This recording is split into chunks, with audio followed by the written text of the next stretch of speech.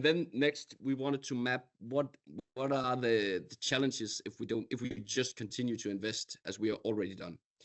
And then we created what is called a business as usual scenario to basically represent that we maintain the same scenario, which was outlined in our previously investment forecasts. And you can see what the consequences are on the right-hand side of the slide. Here you see the key projections by 2030. You see that total risk increases by 41%. You see that failure rate increases by 46%. You see that SAIDI and ILE, which is two metrics that you use within the DSOs, increases by 51 and 56% respectively. So this kind of calls that action needs to be taken, basically. So based on that, we made some investment scenarios. We made 3 investment scenarios, which can be seen here. And the scenarios are, if you start by looking at the figure on the right-hand side, you can see the dark blue area. This basically represents the business as usual scenario where we have an annual investment level of 60 million, which goes up to, I think, 75 million or something like that. And then we proposed 3 different investment scenarios.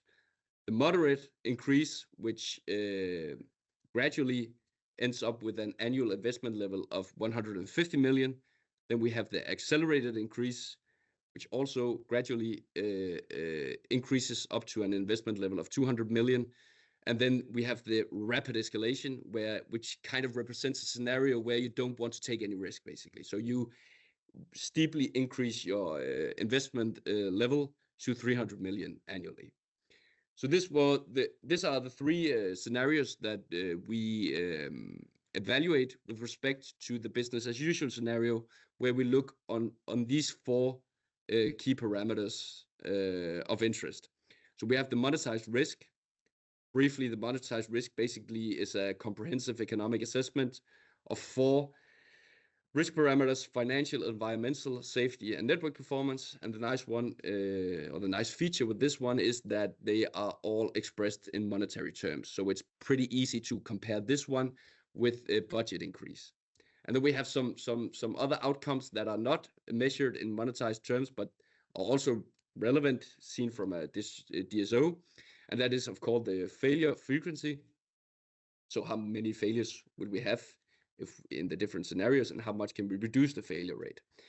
And then we have the SAIDI, which basically measures the average outage duration per customer in a given year. And the ILE, I don't know if that's a Danish word, maybe it is, but it measures the amount of energy not delivered to customers during outage. So these are the 4 key parameters that we evaluate the different scenarios with respect to a business as usual scenario. So